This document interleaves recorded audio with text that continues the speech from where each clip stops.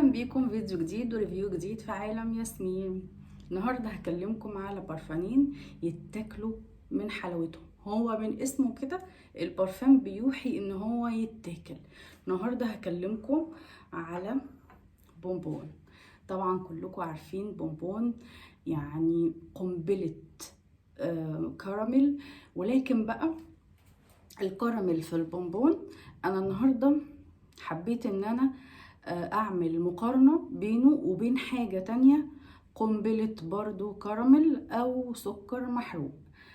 لكن انا هبدأ بالبونبون لان انا شايفة البونبون يعني مكتسح الحقيقة، نظرا لان بدايته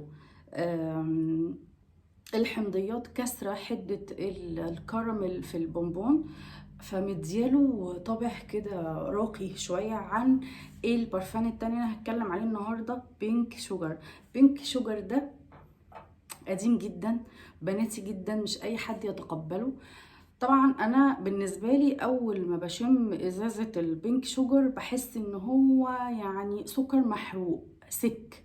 لكن البونبون بصوا بقى من اسمه كده، عارفين انتوا الكراميل الجميل، الكراميل الشجري الراقي كده الحلو اللي مش تقيل اللي مش بيجزع زي البنك شوجر. بونبون بقى عايزه اقول لكم ان هو حقق المعادله الصعبه في حاجات كتير. بونبون ده كده مش حاجه تترش، دي حاجه تتشم يا جماعه. يعني عارفين الريحة الحلوة اللي هي مش تخطفك كده من حدتها، ان انتوا عايزين تعرفوا الريحة دي جت منين، من قوتها؟ لا، دي من حلاوتها وجمالها كده. انتوا اللي هتشمشموا كده، تجروا تشمشموا كده ورا الريحة الحلوة دي جاية منين.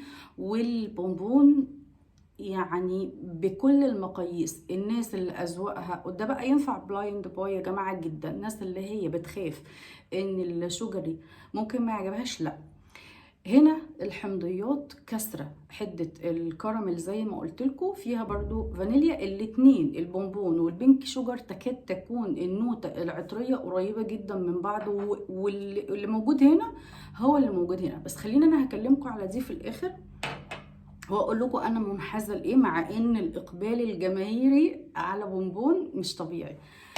ولكن برضو للعرايس اللي هم عايزين الحاجه المتوازنه، البونبون دي انا طبعا برشحه بشده.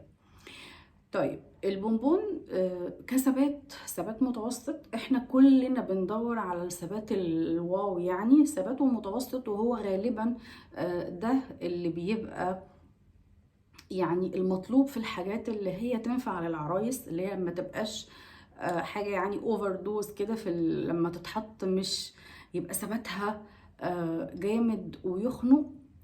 فالبونبون يا جماعه حاجه كده من الحاجات اللي بجد بجد فظيع فظيع فظيع. انا عماله بقى ارش منهم قبل ما اسجل لكم الفيديو عشان خاطر اعمل المقارنه اللي انا عايزاها، لان احنا كلنا عارفين البونبون، كلنا عارفين البينك شوجر. فانا شايفه ان الاقبال جماهيري زي ما قلت لكم على البونبون. لكن انا بقى بصوا البونبون ريحته راقيه ازاي يا جماعه. يعني البونبون بجد زي ما انا ما قلت لكم، الناس اللي هي بتدور على الحاجه المتوازنه كده، الحاجه الكلاس، الحاجه الشيك، تاخد بونبون على طول. ماشي، اجي بقى للحاجه اللي انتوا كلكم هتستغربوا لها، البينك شوجر. بينك شوجر ده يعني انا هنا عندي في البيت اول ما فتحوه سكر محروق، حرفيا سكر محروق. النوتة هنا هي النوتة هنا، ولكن هنا الحمضيات بتلعب دور، خشب الصندل والعنبر، عشان كده في حته التوازن اللي انا قلت لكم عليها. لكن هنا بقى في البينك شوجر البرفان ده قديم شويه، بناتي شويه. انا زي ما قلت لكم اول ما انا شميته وهنا عندي شموه قالوا سكر محروق وما عجبهمش وحاجه كده يعني. طب تعالوا بقى نتكلم عليه بقى واحده واحده، لان انا في ناس كرهوني فيه فتره طويله جدا جدا، كنت قافله منه مع ان انا كنت بعشق البينك شوجر، حرفيا بحبه جدا.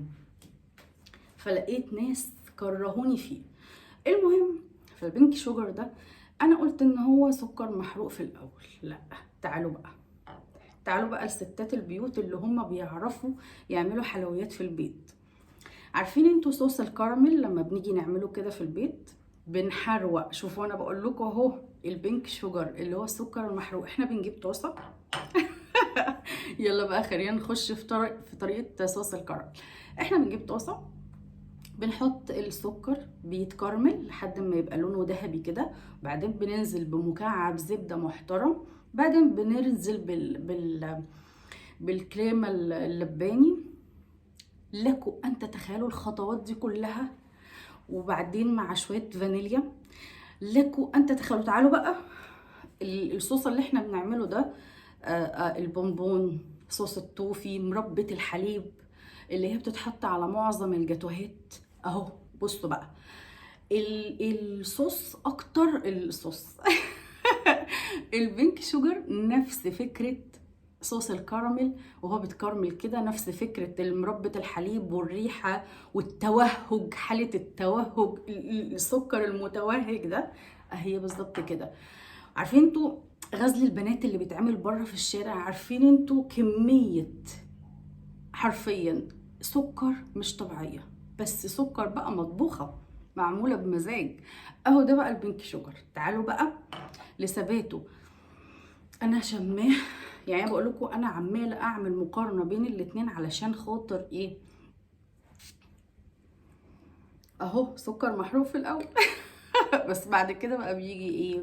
بيجي جمال عارفين انتوا اللي هي الدريم ويب، الكريمه الخفق، الكريم شانتيه، الحاجه كده اللي بيبقى ليها فوليوم، وانتوا بتعملوا الحاجات دي وانتوا بتضربوها، الكريمه والكلام ده بيبقى ليها ريحه كده كريميه جميله. لما انتوا من حرفيا بالظبط كانكم بتعملوا قطعه جاتوه في البيت. شوفوا انتوا الصوصات اللي انتوا بتمزجوها مع بعض، وتاخدوا شويه من صوص الكراميل على شويه كريم شانتيه وتعملوه. شفتوا انتوا بقى الاحساس الكريمي دوت، احساس الشانتيه وغزل البنات. وانا مبهوره، انا مبهوره بالبينك شوجر.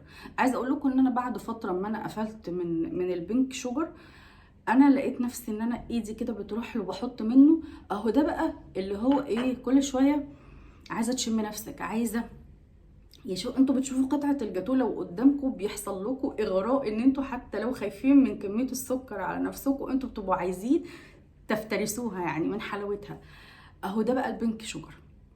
حرفيا يا جماعه انا بعشق البرفان ده. وطبعا انتوا شايفين معظم الفيديوهات اللي هم بتوع الناس بتوع البرفانات التركيب، البينك شوجر دخل في اي حاجه، دخل البينك شوجر مع مش عارفه ايه، دخل يعني عشان خاطر، بس هو مش فكره ان هو بيكسر حده الشوجري اللي في البينك شوجر بحاجه تانية، لا هو بيطعم اي حاجه تانية بالبينك شوجر من حلاوتها.